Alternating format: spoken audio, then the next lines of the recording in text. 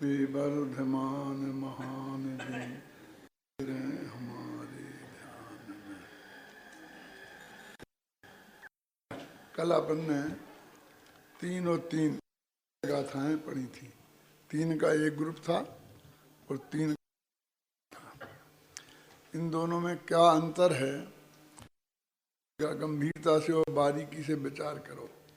हमको तो ऊपर से देखने में ऐसा ही लगता है कि पहले ये कहा था कि बंध को, उसके उदय को, उसकी विच्छुत्ति को, उसकी काल की मर्यादा को और सब चीज़ों को डिटेल जानने से बंध का नाश नहीं होगा। और दूसरी गाथा में ये कहा, दूसरी 3 के ग्रुप में ये कहा था कि बंध के चिंतन से और बंध की मुक्ति, बंध नहीं कटेंगे। बंध के चिंतन से बंध नहीं कटेंगे। तो क्या फर्क रहा? पहले में जानने से कहा और दूसरे में चिंतन से कहा। और वो भी बहुत बारीकी से ध्यान देना कोई तो उसे मालूम पड़े। ऊपर ऊपर से पढ़े तो वही मालूम नहीं पड़े, ऐसा लगे कि बेई गाथाएं पढ़ रहे हैं। अथवा गुरुदेव श्री का प्रवचन हो, किसी का प्रवचन सुन रहे हो तो ये लगे कि बराबर ये रिपीट कर रहे हैं। वही बात कल कही थी, वही आज कह रहे, वही परसों कही थी। लेकिन इसमें अंतर हो गया, क्योंकि उनका जो विचार है ना, वो चिंतन, वो धर्म ध्यान का भेद है। आज्ञा विचय, विपाक विचय, संस्थान विचय, समझे ना। और जानना एक ज्ञान की क्रिया है। तो पहली 3 गाथाओं में उनके ज्ञान से बंध का छेद नहीं होगा और दूसरी 3 गाथाओं में ये कह रहे कि उनके ध्यान से बंध का छेद नहीं होगा। अभय जी घर पे देखना, गंभीरता से जाके इसको देखना तो आपको बहुत स्पष्ट ख्याल में आएगा क्या। और इसीलिए उनने कहा कि आज्ञा विचय, अपाय विचय, विकास विचय, संस्थान विचय, ये 4 प्रकार का जो धर्म ध्यान है। तो आप ये कह सकते हो कि चिंतन का तो कहा है हमको, अब हम क्या करें? शुक्ल ध्यान तो इस काल में होता नहीं, तो हम धर्म ही ध्यान करेंगे ना।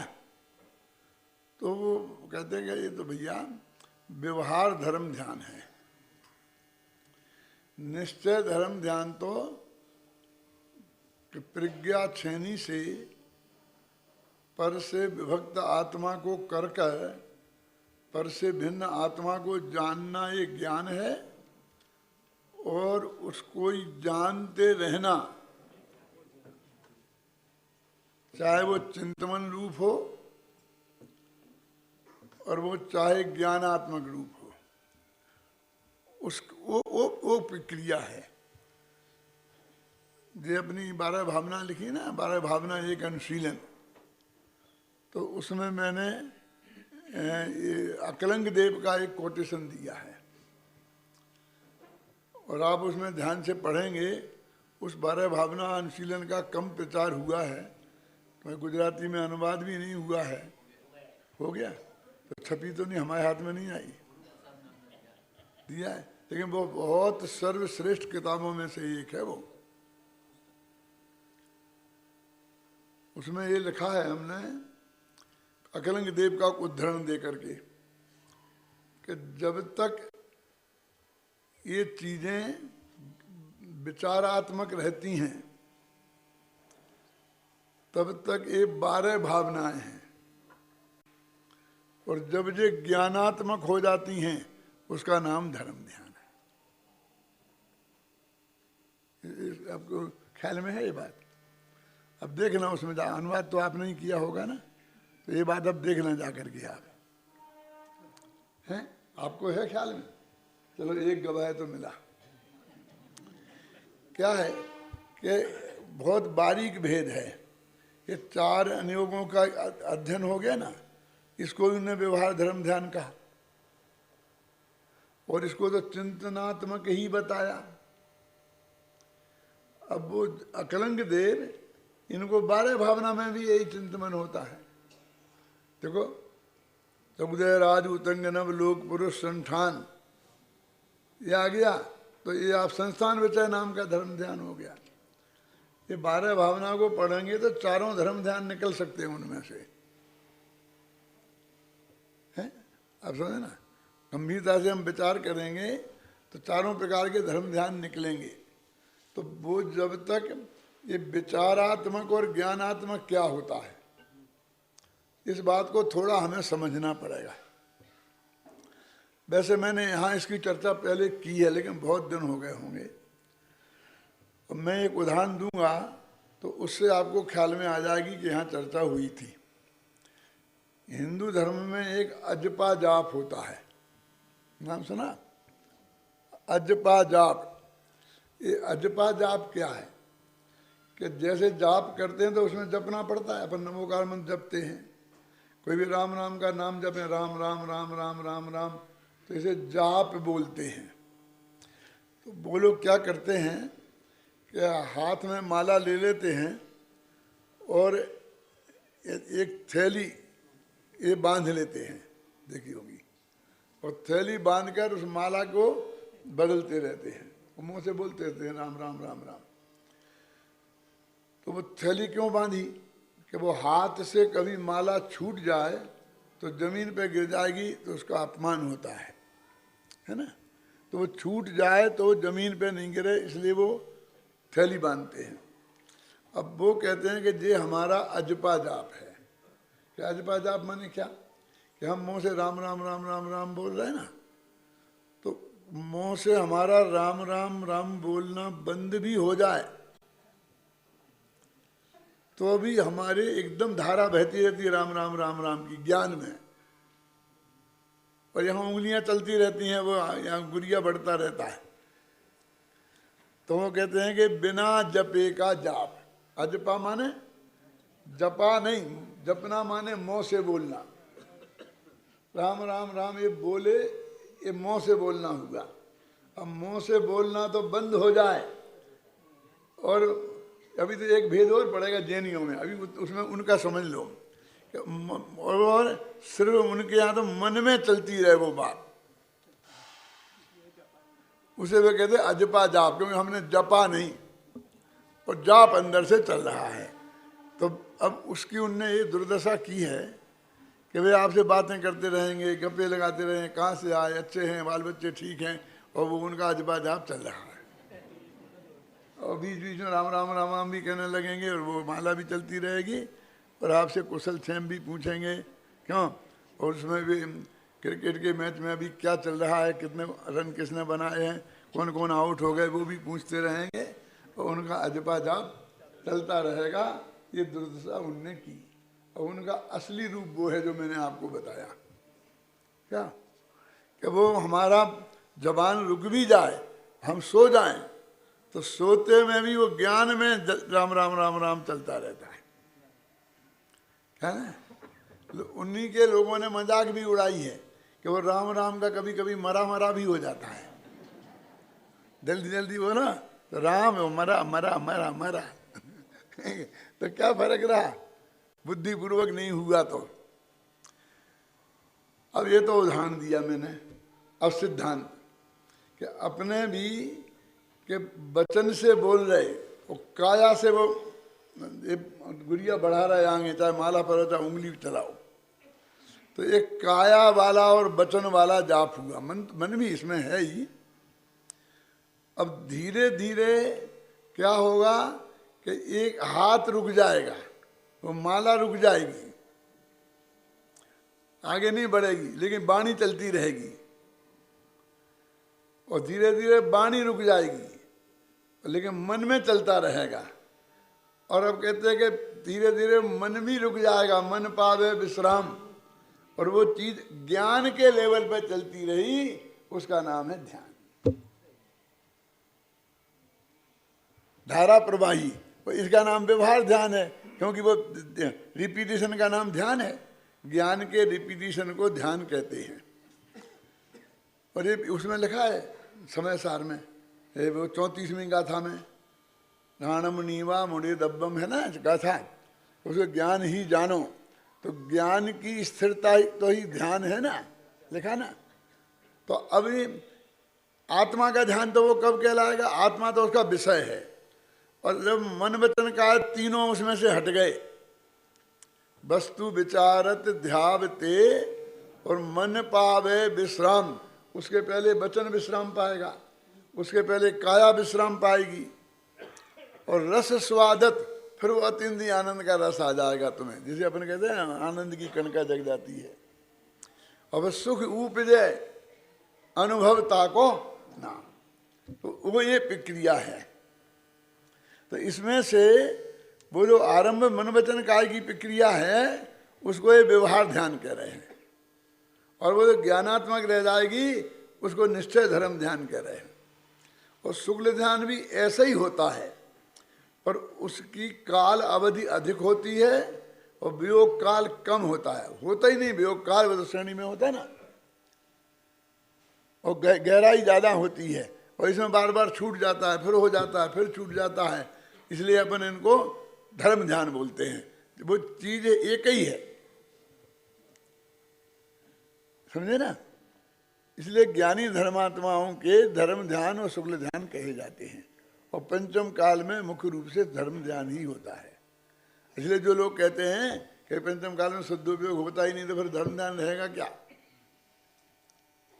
आप समझे ना। तो यही है। लेकिन वो जो श्रेणी में बोलते हैं सातवें गुणस्थान के बाद, वो लोग वो शुक्ल ध्यान की बात करते हैं, तो वो तो अभी होता ही नहीं है। और वो तो दो तरह का होता है कि एक है उपसम श्रेणी वाला, एक छपक श्रेणी वाला। तो उपसम श्रेणी वाला लौट के भी आता है, और छपक श्रेणी वाला तो लौटता ही नहीं है, फिर तो वो अनंत काल तक के लिए उसमें चला जाता है। ख्याल में आई ना। तो ये जो शुक्ल ध्यान के दो पाए होते हैं, वो उस श्रेणी में होते हैं। बाकी के दो पाए तो 13वें गुणस्थान में उधर होते हैं।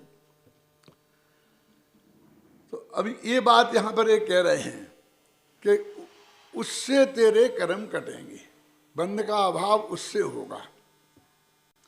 और मैंने कल आपको कहा था कि जगत के लोग कहते हैं कि लिखो, इसमें लिखा अब तुम पढ़ते रहोगे, घुमरसार पढ़ते रहोगे, समयसार पढ़ते रहोगे। भले ही इसमें विपाक विचय नामक धर्म ध्यान की बात कही हो, लेकिन बात तो चारों ही प्रकार के धर्म ध्यान की है ना। तो उसमें आपका अध्यात्म भी आ जाएगा, आत्मा की बात भी आ जाएगी। मेरे कहने का मतलब ये है, वो तो चूंकि बंध अधिकार चल रहा था, इसलिए उनने उसको खास कह दिया। और व्यवहारिक दृष्टि से देखें तो समझ लो कुंदकुंदाचार्य इसलिए कह रहे हैं कि उस वक्त उसका बहुत जोर था करुणानी योग का। ख्याल में ही ना। ऐसे मैंने कहा, हमने कहा हमेशा रहा, इसलिए भी वो बात आई होगी। लेकिन उसका आशय वही चारों अनुयोगों से है। आप तत्व का अभ्यास कर रहे हैं और वो मन वचन काय जिसमें सक्रिय है, तब तो वो व्यवहार नाम पाएगा, क्योंकि वो पराधीन है ना। मन वचन काय की क्रिया उसमें शामिल है, वो प्योर आत्मा का नहीं है ना। ध्यान का ध्येय, ज्ञान का ज्ञेय भी आत्मा बने और जानने वाला भी आत्मा, दूसरे का रंच मात्र भी सहयोग नहीं चाहिए, नहीं रहे, वो असली धर्म ध्यान है। वो आप समझे ना। तो अब वो उसका तो यहाँ समर्थन कर रहे। वो 6वीं गाथा में, 6वीं तो समझ गया ना, 5 की 6, अंत में ये बीज उनने डाला था ना। पढ़ना वही जरा, 6वीं पढ़ दो।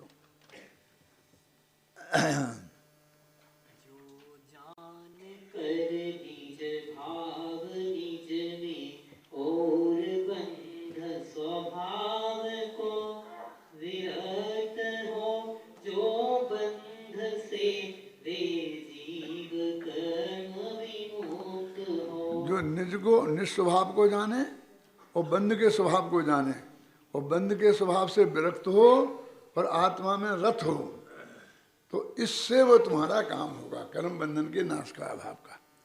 ख्याल में इनने इसमें बीज डाल दिया। अब इसमें गुरुदेव का भी बहुत अच्छा वो कोटेशन है, मैं थोड़ा निकाल के आपको बताऊंगा, फिर आगे बढ़ूंगा। देखो,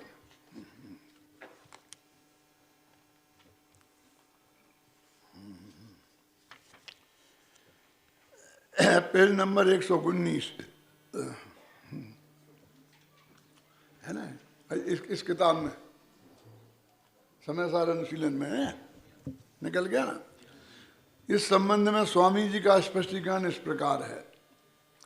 विशुद्ध धर्म ध्यान का अर्थ है शुभ भाव, जो कि पुण्य बंध का कारण है। इसे ही आगम में अपाय विचय धर्म ध्यान कहते हैं, है ना। धर्म ध्यान शब्द जरा अटपटा लगता है, परंतु यहाँ यह नाम व्यवहार धर्म ध्यान के अर्थ में प्रयुक्त हुआ है। नियम सार में आया है कि निश्चय धर्म ध्यान और व्यवहार धर्म ध्यान दोनों भिन्न भिन्न हैं। शुद्ध आत्मा के आश्रय से जो शुद्धता प्रकट होती है, यह निश्चय धर्म ध्यान है, तथा कर्म आदि की चर्चा और विचारधारा रूप पर के लक्ष्य से जो शुभ भाव होता है, यह व्यवहार धर्म ध्यान है। वर्तमान में लोगों में अधिकांश यह बात चलती है कि शुभ भाव से धर्म होता है, परंतु भाई शुभ भाव निश्चय से तो आर्त ध्यान रूप है। यह धर्म ध्यान तो हो भी कैसे? देखो ना, यह स्पष्ट कहा है, विशुद्ध धर्म ध्यान में से जिसकी बुद्धि अंध है। शुभ भाव में से धर्म मानने वाले, शुभ भाव से बंधन का छूटना मानने वाले अंध हैं, ऐसा कहा है।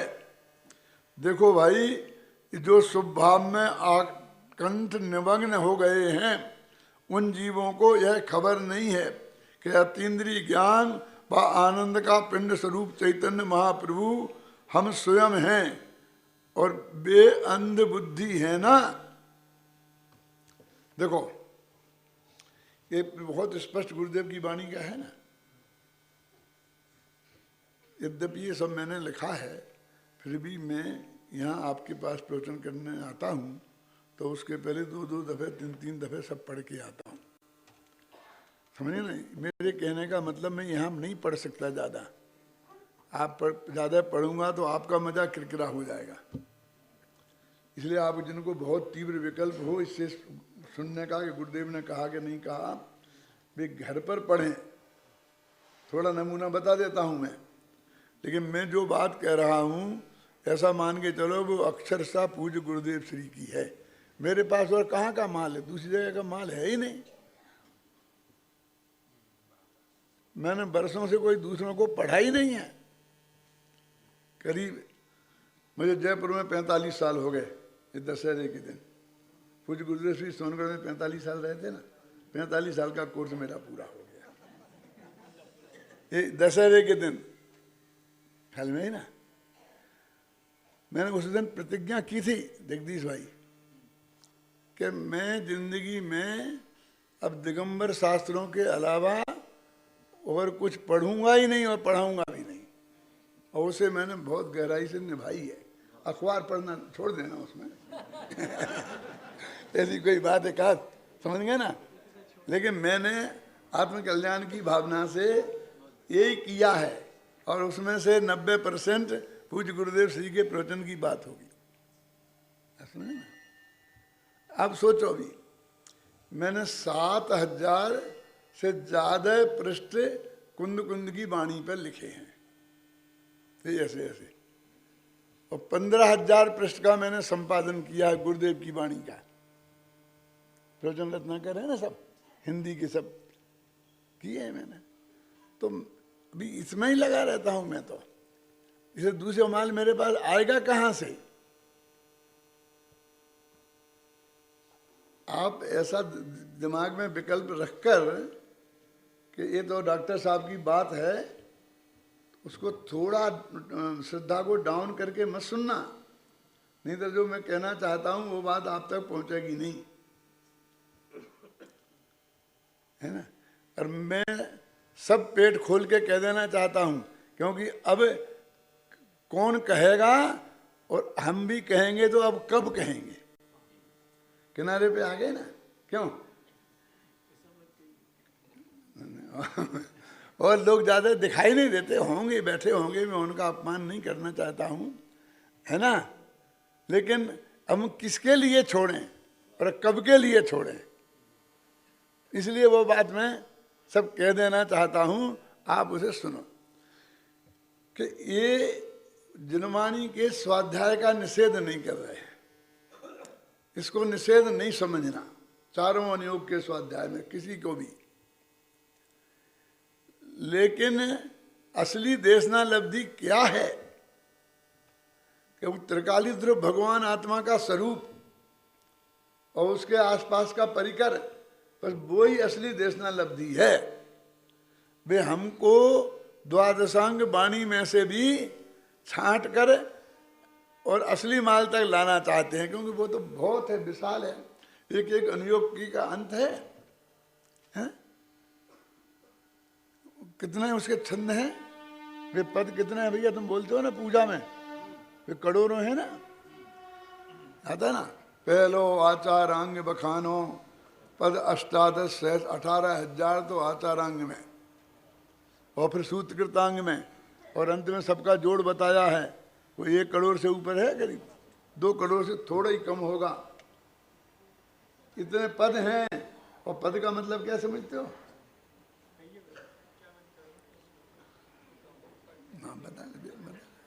पद माने 2 + 2 + 2 + 2 + 2, ऐसा 64 बार लिखो,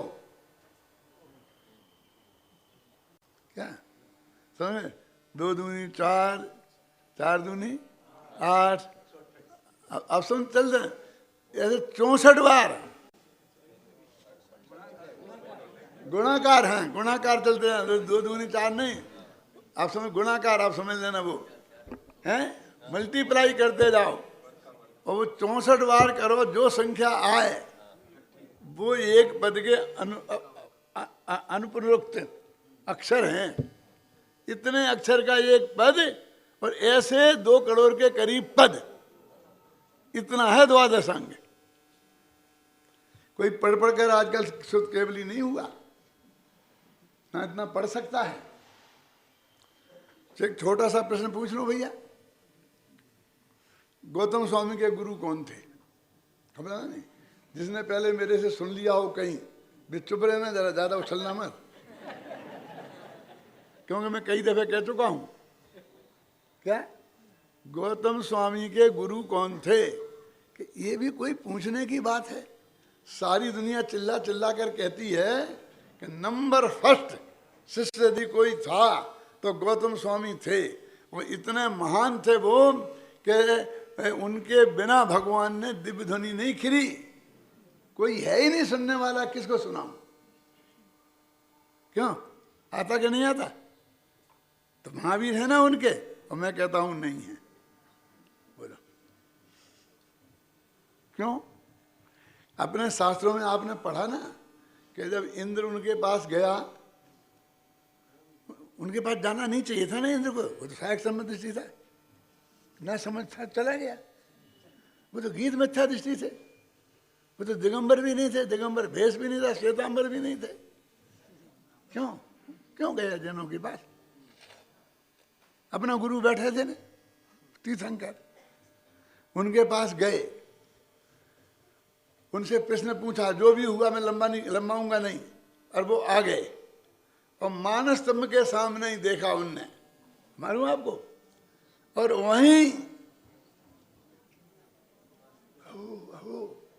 वहीं उनको सम्यक दर्शन हो गया, सम्यक ज्ञान हो गया, मुनि दीक्षा ले ली, चारित्र हो गया, द्वादशांग के पाठी हो गए, और मन पर ज्ञान हो गया।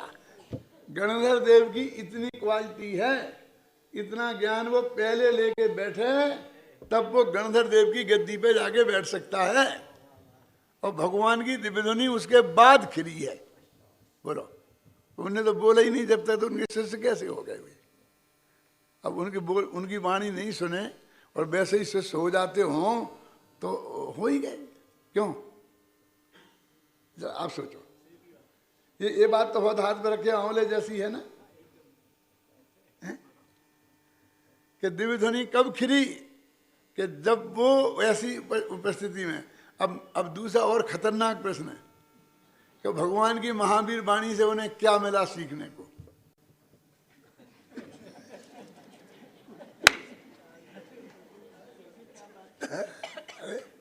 क्या? क्यों? कि जितना श्रुत ज्ञान में जाना जा सकता है वो तो सब जान लिया उनने।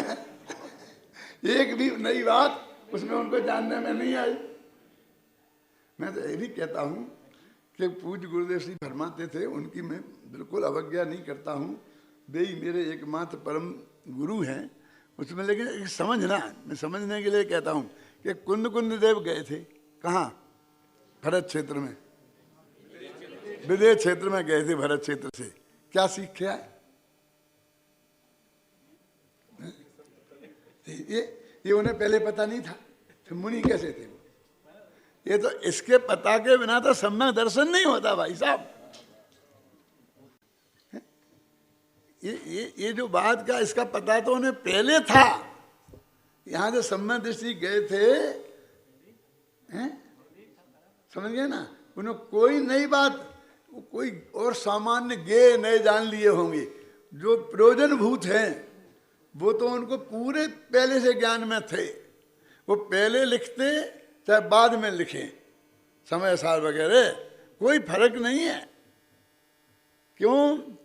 क्योंकि उनने श्रीमंदिर से सुन करके सब लिखा, ऐसा कुछ नहीं है।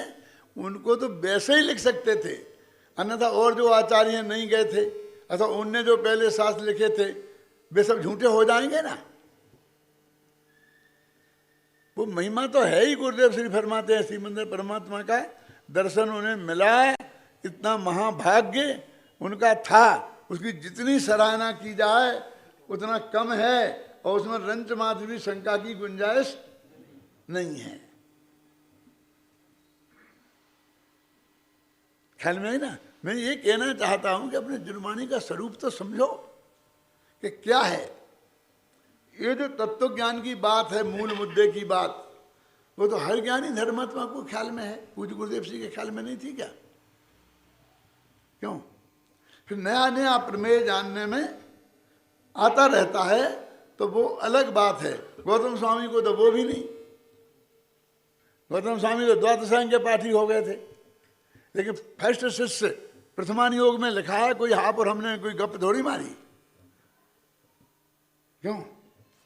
अब जो लोग हैं ना ऐसे हो गए, अब हमें क्या सुनना, अब बहुत सुना, अब तो भाई अब तो अपने आत्मा में चले जाओ, बहुत सुन लिया। अभी गुरुदेव के टेप को सुनने से भी ये बात करने लग गए कि क्या सुनना, अब सुन तो हॉल लिया, सुनते सुनते जिंदगी निकल गई, अब तो कुछ करो। अब ऐसा ही हो गया ना, कुछ करो। वे गौतम स्वामी जिनने अंतर मुहूर्त में गीत मिथ्या दृष्टि से लेकर गणधर देव तक की प्रक्रिया पार की थी, वो पढ़ के तो नहीं की थी ना। क्या द्वादशांग के पाठी पढ़ के तो नहीं हुए थे ना। सब कुछ जान चुके थे, कुछ भी जानना बाकी नहीं था। फिर भी 30 वर्ष तक भगवान महावीर की दिव्य ध्वनि खिरी, दिन में 3-3 बार, 6-6 घड़ी, तो 1 सेकंड की अनुपस्थिति नहीं थी उनकी। जब दिव्य ध्वनि खिरती थी उसके पहले हाजिर रहते थे, और जब पूरी समाप्त हो जाती थी तब उठते थे। कि बीच में बाथरूम जाना पड़े तो ये बाथरूम दिन में 6-6 दफे पीने खाने वालों को आता है बार बार। मजाक नहीं कर रहा हूँ, सही बोल रहा हूँ मैं। तो दिन में एक बार खाते पीते हैं, उन्हें ऐसा बार बार लेटरिन बाथरूम नहीं आता है। ये कोई प्रॉब्लम नहीं है उनके सामने। अब वो सुन रहे थे, सब जानते थे। अब इतने उनसे ज़्यादा जानकार हो गए जिन्हें सुनने का विकल्प खत्म हो गया। अरे तेरी कमजोरी के कारण तू नहीं बैठ सकता, तेरा उपयोग स्तर नहीं रखता, कमर में दर्द है, घर धंधे पानी का विकल्प है, तो तू मत बैठ। तू अपनी कमजोरी जिनवाणी पे मत थोप कि ये जिनवाणी पढ़ने सुनने लायक नहीं है। आप समझे ना? अब इस तरह जनवाणी के पठन पाठन की स्थापना करने के बाद अब आचार्य कहते हैं कि अब सुनो कि ये पढ़ने का विकल्प भी खत्म होना चाहिए, ये पढ़ने की क्रिया भी बंद होनी चाहिए, ये मुंह से आवाज निकलना भी बंद होनी चाहिए, ये माला भी बंद होनी चाहिए, मन का विकल्प भी बंद होना चाहिए। तो फिर क्या रह जाएगा? सब गया। क्यों कमल जी? बचा क्या? बेटा अभी पूरा का पूरा आत्मा बचा है ना, इनमें से आत्मा तो कोई था ही नहीं। जिनका निषेध कर रहे हैं उनमें आत्मा था कोई? अब ज्ञान बचा है पूरा। अब ज्ञान भी बंद होना चाहिए। हम कब कह रहे? वो जो जाना है तूने पर से भिन्न आत्मा को, उसको तो रिपीटेशन कहे, जानता रहे तो ध्यान हो जाएगा। उसको बंद करने की बात कहाँ कही? देखो, तो जब वो ज्ञानात्मक हो जाए और ऐसी प्रक्रिया निरंतर अपने में होती रहती है भाई साहब। देखो मैं बताता हूँ उदाहरण देखिए। जब आप पहली दफे क्लास में गए थे पढ़ने के लिए, पहली दूसरी क्लास में, तब उनको आपको पहाड़े पढ़ाए थे ना गुरुजी ने, 2 एकम 2, 2 दूनी 4, 2 तीन 6, 2 चौको 8। क्यों? तो पहले आपको देख देख के बोलने पड़ते थे, फिर आपको याद हो गया पहाड़ा। लेकिन हम पूछो 2 अट्ठे क्या होता है, तो आप ऐसा बोल 2 एकम 2, 2 दूनी 4, 2 तीन 6, ऐसा बोल के और फिर 8 पे जाते थे, तब 16 बता पाते थे। ऐसा होता था ना। फिर धीरे धीरे हम सीधा बताने लग गए। ख्याल में है ना? वो निकल गया ना। अब धीरे धीरे 2 को 8 दफे,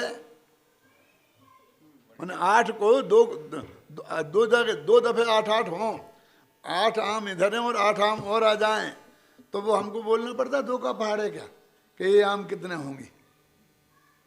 देखो, उसके बिना, बिल्कुल शब्दों को बोले बिना सीधे मन में आ जाते हैं 16। अब मन भी आ जाए बीच में, फिर ज्ञान में आ जाए, वे 16 विज्ञानात्मक है। ऐसी प्रक्रिया हमारी होती नहीं है। बोलिए, बहुत सी जो हमारी बातें हैं वो एकदम हमारे ज्ञान में सीधी आ जाती हैं कि नहीं आ जाती हैं? उनमें हमें उस प्रक्रिया से पार होना पड़ता है क्या? और जो कच्चे हैं उन्हें होना पड़ता है, जो कच्चे उन्हें होना पड़ता है। अभी भी ऐसे लोग जिंदा हैं कि तुम वो क्या लेते हो हाथ में हिसाब गणित करने के लिए, कैलकुलेटर में तो नाम भी नहीं जानता, और कैलकुलेटर ले लेकर गिनते फिरते हो, और ये बुजुर्ग लोग एकदम फटाफट 1 सेकंड में बता देते हैं। वहाँ बता देते कि नहीं बता देते? उनके ज्ञान में ये सब आ जाता है।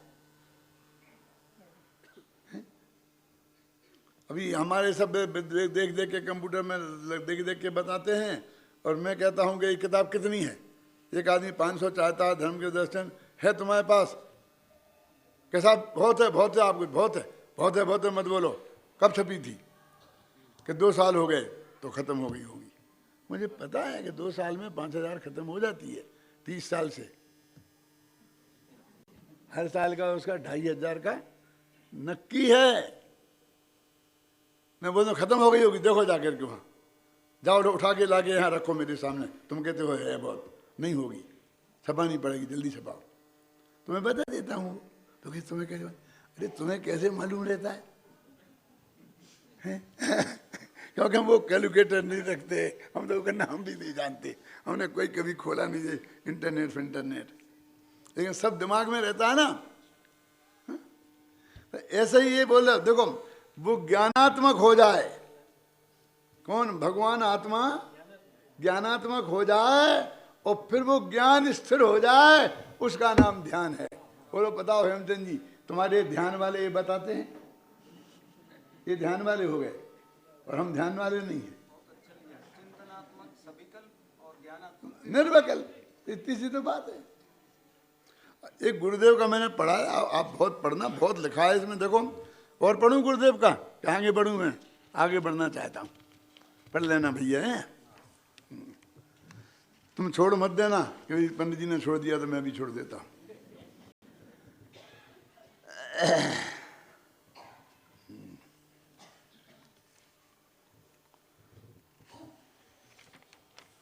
गाथा निकालो अगली 294वीं गाथा।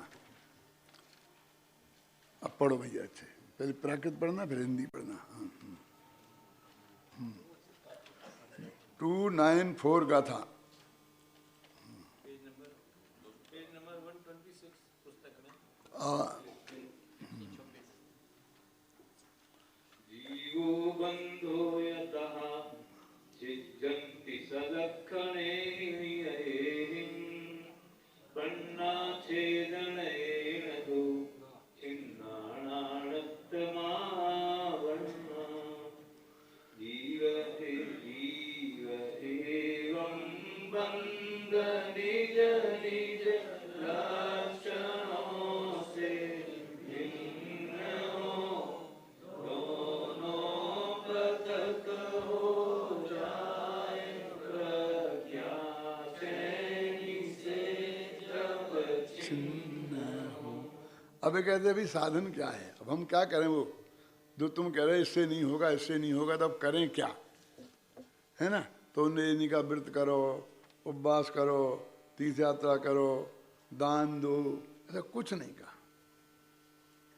ये तो बहुत पहले छोड़े आए हैं।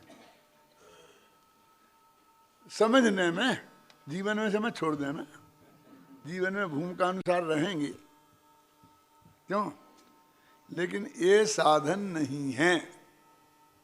श्रीमद् का है ना बहुत अच्छा, कछु और रहो उन साधन सो अनंत कियो कदू कछु हाथ आजू न लगो। तो वो सब चीजें मत को छोड़ दी, मतलब छोड़ दिए। इसका मतलब ये नहीं है कि अपना जीवन शुद्ध सात्विक नहीं रहे, उसका निषेध रंच मात्र भी मत समझना जीवन में। लेकिन यहाँ समझने में तो समझना, क्यों? समझने में तो समझना, जीवो बंधो यथा छिद्यति, कि जीव और बंधु को भेद दो। कैसे भेद हैं? सलक्षणे ही, उन दोनों के अपने अलग अलग लक्षण हैं। बंध का लक्षण है वो ये है, जो जीव का लक्षण है। जीव का लक्षण अभी आगे की गाथाओं का अपन ने पाठ पढ़ा था ना, चेतना। वो चेतना, फिर ज्ञान चेतना और दर्शन चेतना, 3 गाथाएं हैं, वो बहुत मार्मिक। वो ज्ञान का लक्षण है। वो 3 गाथाएं पढ़ दे भैया, यहाँ फटाफट। तू चेतता, फिर जानता, फिर देखता, है ना?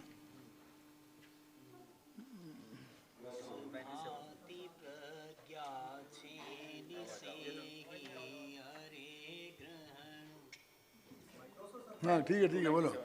हाँ, अवशेष जो है भाव में मेरे नहीं यह जानना, इस भांति प्रज्ञा रहेगी में हो वही जो देखता।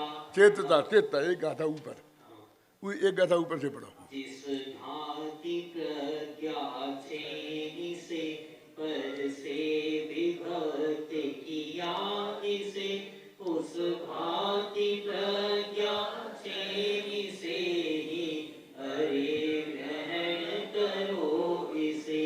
इस भांति प्रज्ञा ग्रहेगी में हो वही जो चेतता। अवशेष जो है भाव वे मेरे नहीं यह जानना, इस भांति प्रज्ञा ग्रहेगी मैं हूँ वही जो देखता। अवशेष जो है भाव वे मेरे नहीं यह जानना, इस भांति प्रज्ञा ग्रहेगी मैं हूँ वही जो जानता। अवशेष जो है भाव वे मेरे नहीं यह जानना। बस। तो मैं ये गाथाओं का पाठ इसलिए कराता हूँ, मुझे भी याद हो जाती है, मुझे भी ध्यान में आ जाती हैं। क्या कह रहे, उसने क्या कहा था कि हमने बंध जी है और आत्मा जी है, ये क्या करें, साधन क्या है? तो उन्होंने कहा साधन ज्ञान है, प्रज्ञा छैनी है, बुद्धि रूपी छैनी है। वो साधन है। तो उससे दोनों को अलग अलग कर दो। तो उन्होंने कहा जब छेनी डालते हैं ना अपन, तो दो टुकड़े हो जाते हैं, अब समझे ना। तो ऐसे इन्हें अलग अलग कर दो। अब वो बोला कि ठीक है, क्या करें अब हमने तोड़ दिया अलग अलग, कि अब वो जो हिस्सा बंद वाला है ना उसे छोड़ दो, और जो आत्मा वाला है ना उसे ग्रहण कर लो। कि काय से कर लें ग्रहण? हाँ, फिर बताओ, व्रत से, उपवास से, ध्यान से, कैसे कर लें ग्रहण? तो वो जवाब देते हैं, जिस भांति प्रज्ञा छेनी से पर से विभक्त किया इसे, उस भांति प्रज्ञा छेनी से ही हरि ग्रहण करो। आगे ने क्लियर बात, जिससे तुमने अलग किया उसी से ग्रहण करना है, दूसरे साधन नहीं जुटाना है। साधन तो बस एक प्रज्ञा छेनी है, अब साधन बदलने की जरूरत नहीं है। वो डॉक्टर जैसा नहीं है कि नीचे नर्स खड़ी रहती है, फिर कहता है ये कैंची दे, फिर ये दे, फिर वो दे देता है, फिर दूसरा हथियार देता है, ऑपरेशन करता है ना। क्यों डॉक्टर साहब, ऐसा होता रहता है ना, ऐसा हथियार देते रहते हैं। हाँ, ध्यान से, शांति से, काय की जल्दी है, कहाँ भागना है? जिस भांति प्रज्ञा छेनी से पर से विभक्त किया इसे, उस भांति प्रज्ञा छेनी से ही हरि ग्रहण करो इसे। ग्रहण कर लिया, अब क्या करें? ग्रहण कर लिया, अब क्या करें? तो इसकी गाथा अगली बोलो, उसमें बता दिया, सुनना, ध्यान से सुनना। इस भांति प्रज्ञा रहेगी में हो वही जो चेतता, अवशेष जो है भाव में मेरे नहीं यह जानना। बोलो बोलो बोलो। इस भांति प्रज्ञा रहेगी मैं हूँ वही जो देखता, अवशेष जो है भाव में मेरे नहीं यह जानना। इस भांति प्रज्ञा रहेगी में हूँ वही जो जानता, अवशेष जो है भाव में मेरे नहीं यह जानना। अब क्या करें? अब बताओ, हो गया ये काम के, अब क्या करना है? अनंत काल तक यही करो। ज्ञान में ये जो तुमने जाना है, बस अनंत काल तक तुम ऐसा ही जानते रहो, बस खत्म। इसी का नाम ध्यान है। वो अंतर मुहूर्त तक कहते तो ध्यान कहते हैं, और बाद में वो हो जाता है केवल ज्ञान, तो फिर कहते ध्यान की जरूरत नहीं रही। और थोड़ा बहुत लगा लो तो 14वें के अंत तक, और कहते मोक्ष में ध्यान नहीं होता, क्योंकि बस ये रह गया, ये जो माल आया ना बस वो रह गया, वो ज्ञान में रह जाता है। नहीं, अब तो काम खत्म हो गया, अब क्या, अब क्या, ये अब क्या क्या करता है ना। एक राजा था, उसकी ऐसी आदत थी कि जो भी फरियादी उसके पास आता था तो वो फरियाद सुनाता था। फिर वो पूछा उसके बाद क्या हुआ, तो फिर बताता है कि वो आया, उसने साहब मेरे को चांटा मार दिया, कि उसके बाद क्या हुआ कि मैं रोने लगा, कि उसके बाद क्या हुआ उसने दूसरा जड़ दिया, कि उसके बाद क्या हुआ मैं जोर जोर से चिल्लाने लगा, कि उसके बाद क्या हुआ उसने डंडा जड़ दिया, कि उसके बाद क्या हुआ कि साहब फिर कुछ नहीं हुआ, कि कुछ नहीं हुआ, उसके बाद तो कुछ नहीं हुआ ना, जब कुछ नहीं हुआ तो जा, अब काहे को बैठा। सब लोग बहुत परेशान थे उस राजा से, क्या करे, जब तो फिर क्या हुआ, फिर क्या हुआ, फिर क्या हुआ।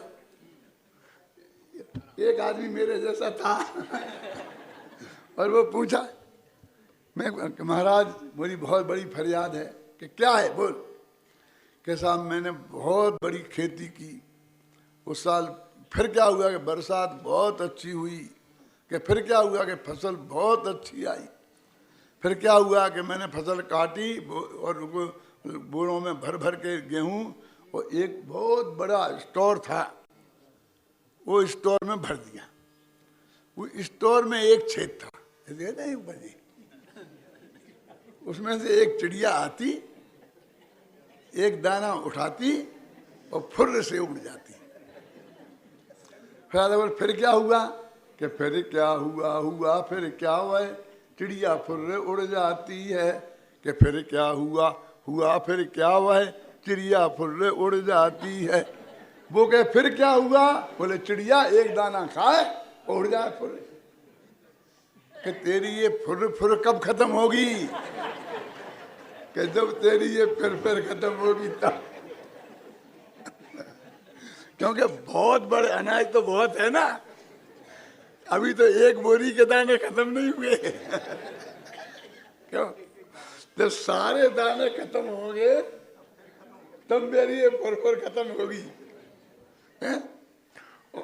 फिर क्या कि तेरा फिर कब खत्म होगा, अब तू पहुंच गया असली जगह।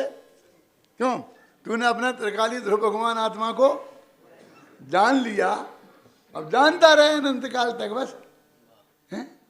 यो चिंत निज में थिर भये जिन, अकथ जो आनंद लहो, सो इंद्र नाग नरेंद्र बा, अहिमेंद्र के नाही का, रही हैं अनंत अनंत काल, तथा यथा शिव। अब वे अनंत काल तक जिस रूप में परिणमित हो गए, अनंत काल तक उसी रूप में रहेंगे ना। अब नया क्या होना है, लेकिन ज्ञान गुण अपना काम थोड़ी बंद कर देगा, श्रद्धा गुण अपना काम थोड़ी बंद कर देगा, चारित्र गुण अपना काम थोड़ी बंद कर देगा। उसकी पर्याय तो निरंतर एक प्रति समय होंगी, लेकिन वे एक सी होंगी। फिर इसलिए उसकी फिर अब बात क्या करें, कोई चेंज आए तो कहानी बढ़े। अब चेंज आना ही नहीं है तो वह कहानी है समाप्त होती है। कहाँ से शुरू हुई थी, काल अनंत निगोद मझार, बीतो ये केंद्रीय तन धार, यहाँ से शुरू हुई थी। फिर वहाँ से निकला, पृथ्वी कायक हुआ, जल कायक हुआ, अग्नि कायक हुआ, वनस्पति कायक हुआ, प्रत्येक वनस्पति कायक हुआ, फिर तिरस हुआ, फिर तिरस में 2 इंद्रिय हुआ, 3 इंद्रिय हुआ, 4 इंद्रिय हुआ, 5 इंद्रिय हुआ, सैनी, फिर सैनी, ये सब त्रिंच में। फिर त्रिंच में से निकल के नरक चला गया। अभी जल्दी क्यों आते हो, हैं क्यों? फिर नरक में से निकला तो मनुष्य गति में आ गया, और मनुष्य से निकला तो देव गति में आ गया। और फिर क्या हुआ, बोलो क्या हुआ? फिर देव एक इंद्रिय हुआ, वहां से आगे के एक इंद्रिय में गया, और फिर वही दुष्चक्र चालू हो गया। परावर्तन अनंत काल बीत गया, ये पंच परावर्तन करते करते। यदि नहीं बिताना हो तो हम बताते हैं कि थोड़ी कहानी को बदल दे। ये पहली ढाल में मैं छड़लागी में मत घुमाता रहे, थोड़ी आगे बढ़ने दे। ख्याल में आई ना? फिर तीसरी ढाल में आकर के फिर आने दे। प्रतिबंते भिन्न आप में रुचि सम्यक तो भला है, आप रूप को जान पनोसो सम्यक ज्ञान कला है, आप रूप में लीन भई इतर सम्यक चारित्र सोई। तो एक दफे इसको समझ ले, सम्यक दृष्टि हो जा, फिर अनुवृत्त ले ले, फिर सम्यक ज्ञानी होए बहुर दृढ़ चारित्र लीजे, फिर 12 भावनाओं को भा, और फिर 28 मूल गुण धारण करके और फिर अध्यान में चढ़ जा। क्यों चिंत निज में थिर भये जिन कथ जो आनंद लहो, सो इंद्र नाग नरेंद्र वा अहिमिन। ये भाई कहानी यहाँ भी खत्म हो सकती है, और 2 ही जगह तो कहाँ खत्म, शुरू तो हो गई, और घूमते घूमते तू मनुष्य पर्याय तक तो आ गया। अब आगे की कहानी दोहरा करके देवगति में जाकर, क्यों और फिर जाकर के एक इंद्रिय में जाना है कि इस मनुष्य पर्याय की सार्थकता करके और आत्मा में लीन होकर आत्मा का ध्यान करके अनंत काल तक अपने में रहना, उसका नाम ही सिद्ध पर्याय। इसमें सब लिखा, गुरुदेव में लिखा है कि सिद्ध दशा माने क्या, ये स्थिति है। तो अभी ये अपनी ये गाथा हुई, अभी इस पर और चर्चा अपन थोड़ी करेंगे, फिर आगे बढ़ेंगे।